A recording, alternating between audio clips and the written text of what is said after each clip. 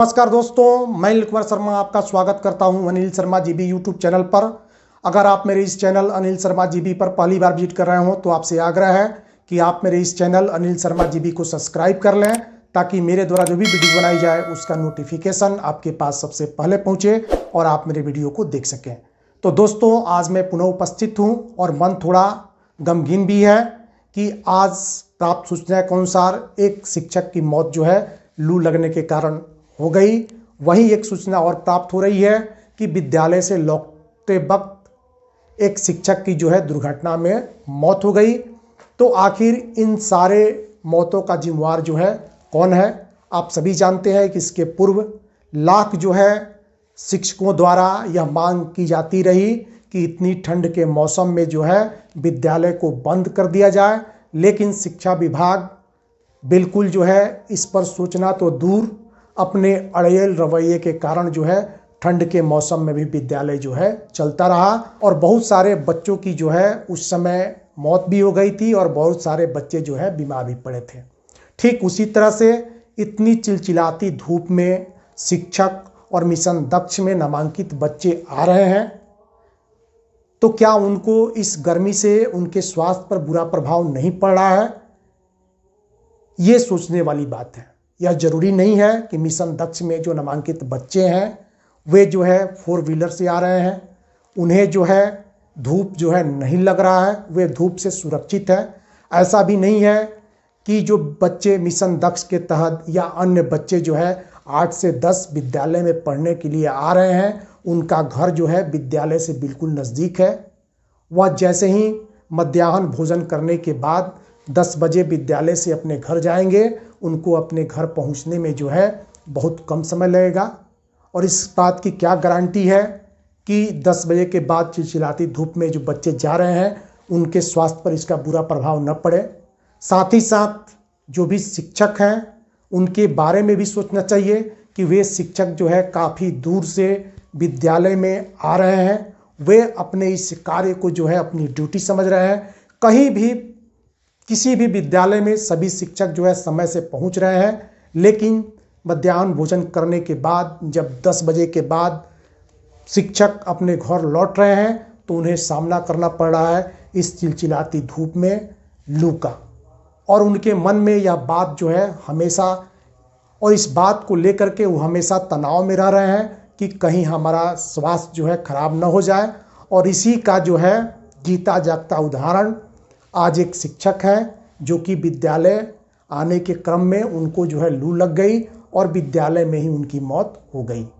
खैर छोड़िए, इससे शिक्षा विभाग को क्या लेना देना। अगर शिक्षा विभाग शिक्षक हितैषी होती तो निश्चित रूप से आज शिक्षक जितने तनाव में, जितने जो है मानसिक परेशानियों से गुजर रहे हैं, उनके बारे में कब तक जो है सरकार सोच चुकी होती और आज शिक्षक बिल्कुल जो है आनंदित रहते। शिक्षक के ऊपर जो है किसी प्रकार का जो है तनाव नहीं होता और वे शिक्षक विद्यालय में बच्चों के बीच जो है खुशी खुशी जाते।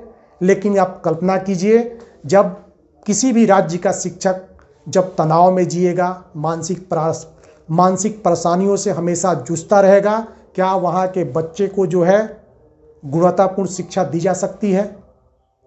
क्या आप शिक्षक को प्रताड़ित करके अपने लक्ष्यों को प्राप्त कर सकते हैं? नहीं। और इसी स्थिति में आज बिहार के, चाहे वो नियोजित शिक्षक हों या नियमित शिक्षक हों, सभी जो है मानसिक तनाव, सभी जो है मानसिक परेशानियों से जो है जूझ रहे हैं। उन्हें ऐसा लग रहा है कि अगर इसी तरह का माहौल जो है अत्यधिक दिनों तक चलता रहा तो निश्चित रूप से हम मानसिक रूप से जो है बीमार हो जाएंगे। अगर शिक्षक ही मानसिक रूप से बीमार हो जाएंगे तो आखिर इन बच्चों को जो है गुणवत्तापूर्ण शिक्षा कौन देगा? को सहानुभूतिपूर्वक सोचना चाहिए। लेकिन बिहार सरकार जो है इस पर सहानुभूतिपूर्वक विचार करते करते समय जो है नियोजित शिक्षकों को ले चुकी है और नियोजित शिक्षक अब शिक्षा विभाग से ये आशा भी छोड़ चुके हैं कि उन्हें किसी प्रकार का सहयोग जो है बिहार सरकार से प्राप्त होगा। वहीं दूसरी तरफ आप सभी जानते हैं कि बिहार में प्रथम चरण की जो है सक्षमता परीक्षा आयोजित कर ली गई है और उसमें 1,87,615 जो है नियोजित शिक्षक सफल भी हुए हैं। लेकिन जब ये मामला जो है सदन में उठाया गया तो उसमें उस समय के शिक्षा मंत्री विजय चौधरी और मुख्यमंत्री नीतीश कुमार द्वारा जो है स्पष्ट रूप से नियोजित शिक्षकों को ये कहा गया कि आपको इस सक्षमता परीक्षा में बैठने के लिए 5 मौके जो है दिए जाएंगे। लेकिन नियोजित शिक्षकों की ये मांग थी कि हमें जो है सक्षमता परीक्षा बिना शर्त यानी बिना परीक्षा का जो है दिया जाना चाहिए, क्योंकि नियोजित शिक्षकों का यह कहना था कि आप जो है हमारी क्षमता जो है जांचना चाहते हैं। ये बिल्कुल गलत है, क्योंकि इसके पहले हमने बहुत सारी जो है परीक्षाएं देने के बाद और हम नियुक्त हुए हैं और हम जो है विद्यालय में पठन पाठन का काम कर रहे हैं।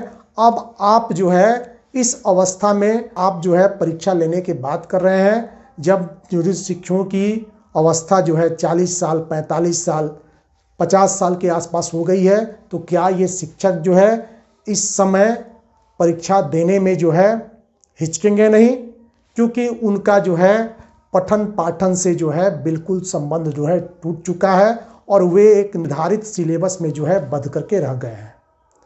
जब सरकार के तरफ से कोई जो है नियोजित शिक्षकों को राहत नहीं मिली तो ये नियोजित शिक्षक संगठन जो है पटना हाई कोर्ट में गए और पटना हाई कोर्ट द्वारा 2 अप्रैल को जो निर्णय लिया गया उसमें इस बात का स्पष्ट उल्लेख था कि कंडिका 4 को समाप्त करते हुए नियोजित शिक्षक को जो है इससे मुक्त रखा जाए कि उन्हें सक्षमता परीक्षा देना जो है जरूरी है। वे चाहें तो सक्षमता परीक्षा दे भी सकते हैं और न चाहें तो सक्षमता परीक्षा नहीं भी दे सकते। लेकिन उस समय यह बात अवश्य चल रही थी कि नियोजित शिक्षकों को 5 बार जो है सक्षमता परीक्षा में बैठने के लिए अवसर दिया जाएगा। और आज सरकार ये कह रही है कि एक चांस जो है सक्षमता परीक्षा का पूरा हो चुका है और मात्र अब जो भी नियोजित शिक्षक राज्यकर्मी बनना चाहते हैं उन्हें 2 मौके और प्राप्त होंगे। तो क्या ये शिक्षकों के ऊपर दबाव नहीं बनाया जा रहा है? अब तो ये भविष्य ही बताएगा कि नियोजित शिक्षकों को 2 मौके मिलेंगे या इससे ज़्यादा मौके मिलेंगे। वहीं आज एक बात सामने आई कि आखिर नियोजित शिक्षकों को इतना जो है मानसिक रूप से प्रताड़ित क्यों किया जा रहा है, तो इसका स्पष्ट जवाब बिहार के कांग्रेस प्रवक्ता ने जो है दिया है। आप इस वीडियो के माध्यम से जान सकते हैं कि बिहार में आखिर नियोजित शिक्षक क्यों जो है मुख्यमंत्री के भाजन बन रहे हैं। उनके ऊपर तरह तरह के जो है आदेश लाद करके उनको मानसिक रूप से तोड़ा जा रहा है। इन सारे बातों का जवाब जो है आप आगे के वीडियो में देख सकते हैं। लिए बुलाया था, लेकिन के पाठक की क्रूर मुख्यमंत्री के मन में ये बात बैठ गई है कि 2020 के विधानसभा चुनाव में शिक्षकों ने उनको वोट नहीं दिया। बहुत ही गंभीर और जांच का विषय है कि शिक्षकों की मौत अगर लू लगने से हुई है तो उनको कौन सी सुविधा हम नहीं दिए थे जिनके कारण उनकी मौत हुई है।